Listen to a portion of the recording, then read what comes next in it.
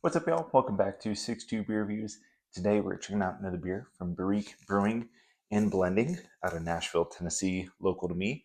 This is their 2025 TenneSPON Traditionelle.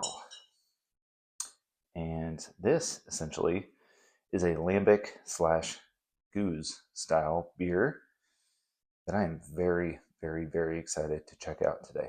Never had this style, so I am going to pull out Joel's actual notes um, for when they release this beer, but it does say on the label here, blended spontaneous style ale from casks of 2, 3, and 4 years old. 2025 edition, 6% on the dot, and bottled on March 13th, 2025. So let's put this 14 months old, batch number 207. So we'll pull out description here. One of actually the last bottle that I picked up at Barrique, and one that Joel recommended personally to me to check out. So it says, we're excited to announce the long-awaited release of this year's traditional lambic-inspired goose-style blend. While goose and lambic are protected terms, we choose not to use them directly. Instead, this beer represents our interpretation and homage to those historic styles expressed through the unique terroir of Tennessee. Blended blind from 6 years of spontaneous barrel stock 2025 TenneSPON Traditionelle is composed of 50% 4-year-old, 25% 3-year-old, and 25% 2-year-old barrels. Expect layered notes of granite, leather, and oak, all balanced by a soft lemon undertone. Spontaneously fermented beers created in our cellar are distinctly different from our inoculated offerings, and the flavor profiles make that difference abundantly clear. Barrique was founded as a tribute to historical brewing practices, with the ultimate creative pursuit being a blend of spontaneous ales spanning multiple years. TenneSPON Traditionelle is our take on this time-honored tradition and one of the truest reflections of our inspiration. This beer is brewed with unmalted wheat and malted barley, both grown in Tennessee and custom malted to our specifications. The grain is intentionally under-modified and uses a water profile built to mimic that of the Flanders region. The recipe includes aged whole leaf hops, which have been resting in burlap sacks in our facility since 2018.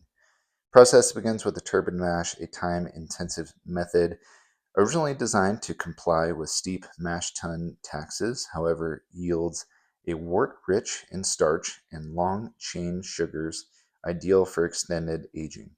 After a lengthy 3-hour boil, which enhances color and complexity, the wort is transferred to our cool ship to chill overnight, exposed to the open air and inoculated by Tennessee's native microflora. Really cool. By morning, the cooled wort is racked into neutral oak barrels to begin spontaneous fermentation with no cultured yeast added. The outcome is never predictable, and the real artistry lies in the blend. Creating spontaneous beer is a process we're incredibly proud of, and one that originally inspired Joel to bring Barrique to life. Really freaking awesome stuff. So, yeah, like I said, never had this style before. Just obviously just a um, huge, just historical classic beer style that I'm really excited to check out. I think it's really cool. I guess it's traditional for the style to have the bottle cap and then an actual cork on it underneath. So hopefully this goes well. We're doing this on camera.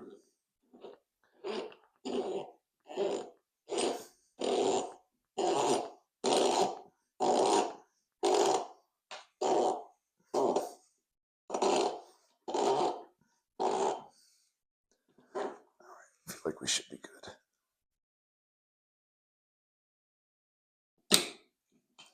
All right. Beautiful. I was expecting more of a little hiss there. Oh my gosh, dude, I can smell that from here. That is insane.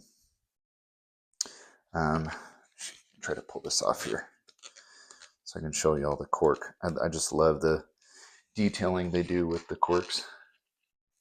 Oh, that smells so good. Oh my gosh.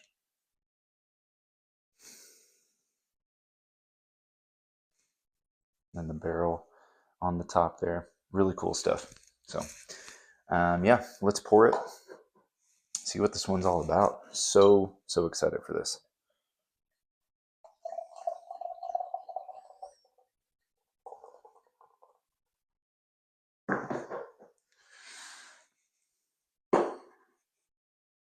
All right.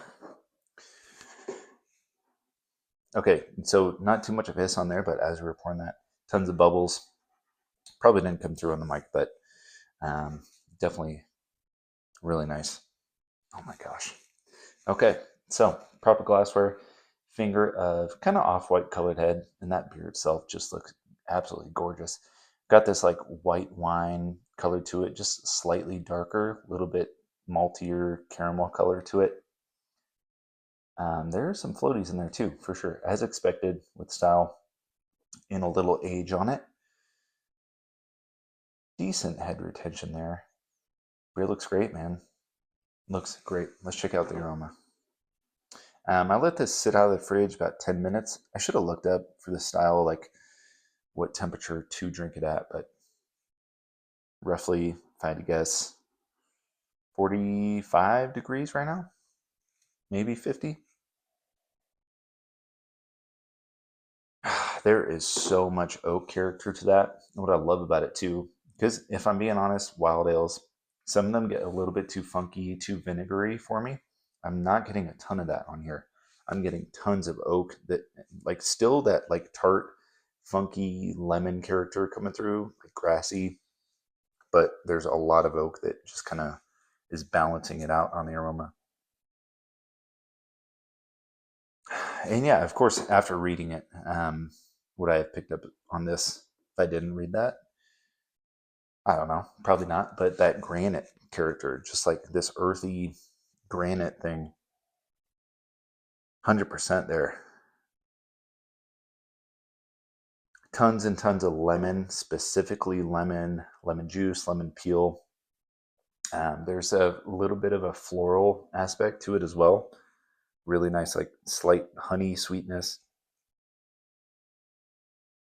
And just tons of like barnyard, not tons, but there's that just like barnyard grassy funk. Maybe even a little bit of like a stone fruit.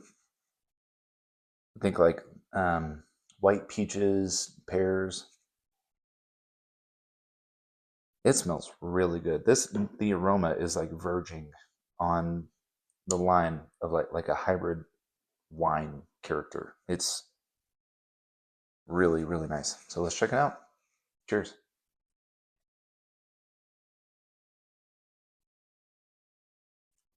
Mm,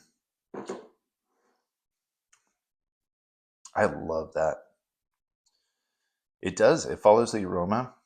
Like I mentioned with that funkiness, it's not too crazy, not too in your face. This is the definition of a sipping beer.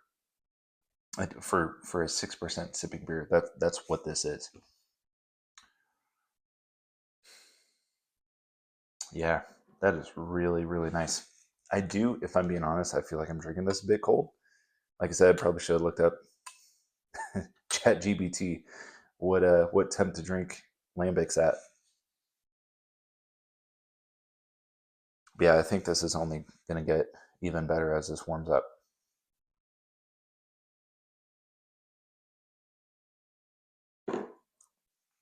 Mm. Yeah, man, there's so much lemon and white pear. It's the slightest bit of a floral, like clover honey. Gosh, that is really, really good. Nice carbonation to it. Super drinkable while also having this like really nice, pretty thick syrupy body for a 6% beer. And that oakiness, that just like woody oak. I think they age most of their beers in, they might have even mentioned, I just didn't really pay attention to that part, but I think most of them are aged in neutral wine barrels. And you get some wine character, 100%.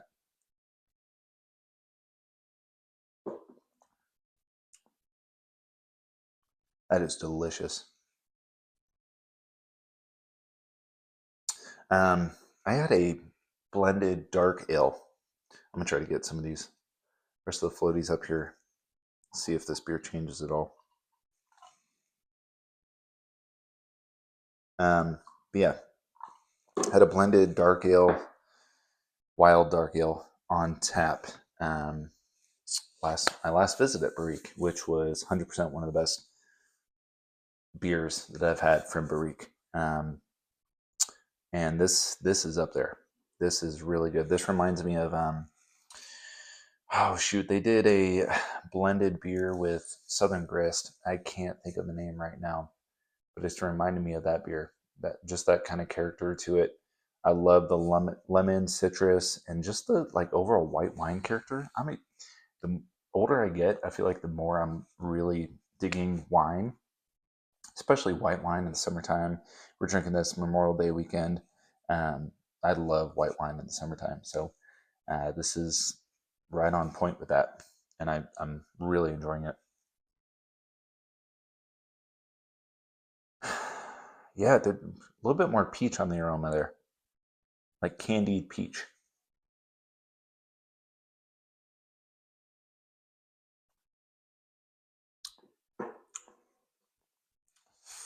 Perfect amount of tartness. It's not like super puckering, like um, thinking like warheads, like sour, but just the perfect amount.